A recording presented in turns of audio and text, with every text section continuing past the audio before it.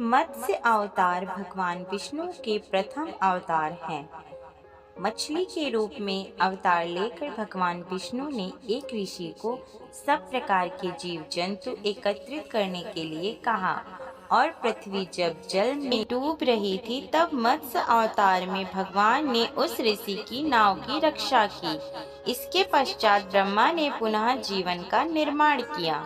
एक दूसरी मान्यता के अनुसार एक राक्षस ने जब वेदों को चुराकर सागर की अथाह गहराई में छुपा दिया था, तब भगवान विष्णु ने मत्स्य रूप धारण करके वेदों को प्राप्त किया और पुनः स्थापित किया। मत्स्य अवतार की कथा। एक बार ब्रह्मा जी की असावधानी के कारण एक बहुत बड़े दैत्य ने वेदों को चुरा लिया। उस दैत्य का नाम हायग्रीव था। वेदों को चुरा लिए जाने के कारण ज्ञान लुप्त हो गया। चारों ओर अज्ञानता का अंधकार फैल गया और पाप तथा अधर्म का बोलबाला हो गया। तब भगवान विष्णु ने धर्म की रक्षा के लिए मत्स्य रूप धारण करके हायग्रीव का वध किया और वेदों की रक्षा की। भगवान ने मत्स्य का रूप किस प्रकार धारण किया, इसकी विषम कारणी कथा इस प्रकार है। कल्पांत के पूर्व एक पुण्य आत्मा राजा तप कर रहा था। राजा का नाम सत्यव्रत था। सत्यव्रत पुण्यात्मा तो था ही, बड़े उदार हृदय का भी था। प्रभात का समय था, सूर्योदय हो चुका था। सत्यव्रत कृतमाला नदी में स्नान कर रहा था। उसने स्नान करने के पश्चात जब तर्पण के लिए अंजल में जल लिया तो अंजलि में जल के साथ एक छोटी सी मछली भी आ गई। सत्यव्रत ने मछली को नदी के जल में छोड़ दिया। मछली बोली, राजन, जल के बड़े बड़े जीव छोटे छोटे जीवों को मारकर खा जाते हैं। अवश्य कोई बड़ा जीव मुझे भी मारकर खा जाएगा। कृपया करके मेरे प्राणों की रक्षा कीजिए। सत्यव्रत के हृदय में दया उत्पन्न हो उठी। उसने मछली को जल से भरे हुए अपने कमंडलों में डाल लिया। तभी एक आश्चर्यजनक घटना घटी। एक रात में मछली का शरीर इतना बढ़ गया कि कमंडलू उसके रहने के लिए छोटा पड़ने लगा। दूसरे दिन मछली सत्यव्रत से बोली, राजन, मेरे रहने के लिए कोई दूसरा स्थान ढूंढिए, क्योंकि मेरा शरीर बढ़ गया है। मुझे घूमने फिरने में बड़ा कष्ट होता है। सत्यव्रत ने मछली को कमंडलों से निकालकर पानी से भरे हुए मटके में रख दिया। यहाँ भी मछली का शरीर रात भर में ही मटके में इतना बढ़ गया कि मटका भी उसके रहने के लिए छोटा पड़ गया।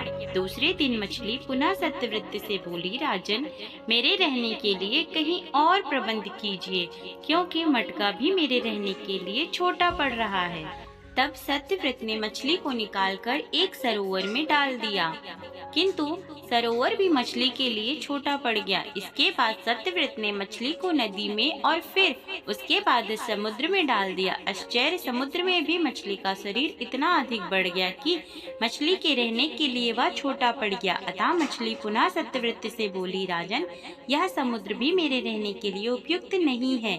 मेरे रहने की व्यवस्था कहीं और कीजिए। अब सत्यव्रत विस्मित हो उठा। उसने आज तक ऐसी मछली कभी नहीं देखी थी। वह विस्मय भरे स्वर में बोला, मेरी बुद्धि को विस्मय के सागर में डुबो देने वाले आप कौन हैं? मत्स्य रूपधारी श्री हरि ने उत्तर दिया, राजन, हायग्रीव नामक दैत्य ने वेदों को चुरा लिया है।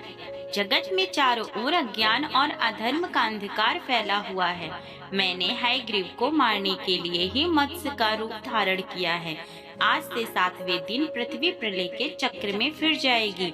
समुद्र उमड़ उठेगा, भयानक वृष्टि होगी, सारी पृथ्वी पानी में डूब जाएगी। जल के अतिरिक्त कहीं कुछ भी दृष्टिगोचर नहीं होगा। आपके पास एक नाव पहुंचेगी। आप सभी अनाजों और औषधियों के बीजों को लेकर सप्त ऋषियों के साथ नाव पर बैठ जाइएगा।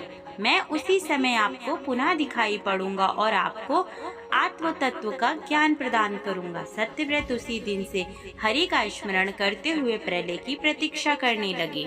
7वें दिन प्रलय का दृश्य उपस्थित हो उठा। समुद्र भी उमड़कर अपनी सीमाओं से बाहर बहने लगा। भयानक वृष्टि होने लगी। थोड़ी ही देर में सारी पृथ्वी पर जल ही जल हो गया, संपूर्ण पृथ्वी जल में समा गई। उसी समय एक नाव दिखाई पड़ी। सत्यव्रत सप्त ऋषियों के साथ उस नाव पर बैठ गए। उन्होंने नाव के ऊपर संपूर्ण अनाजों और औषधियों के बीज भी भर दिए। नाव प्रलय के सागर में तैरने लगी। प्रलय के उस सागर में उस नाव के अतिरिक्त कहीं कुछ भी नहीं दिखाई दे रहा था। सहसा मत्स्य रूपी भगवान प्रलय के सागर में दिखाई पड़े। सत्यव्रत और सप्त ऋषिगण मत्स्य रूपी भगवान की प्रार्थना करने लगे। भगवान से आत्मज्ञान पाकर सत्यव्रत का जीवन धन्य उठा। वे जीते जी ही जीवन मुक्त हो गए। प्रलय का प्रकोप शांत होने पर मत्स्य रूपी भगवान ने हयग्रीव को मारकर उससे वेद छीन लिया। भगवान ने ब्रह्मा जी को पुनः वेद दे दिए। इस प्रकार भगवान ने मत्स्य रूप धारण करके वेदों का उद्धार तो किया ही, साथ ही संसार के प्राणियों का भी अमित कल्याण किया।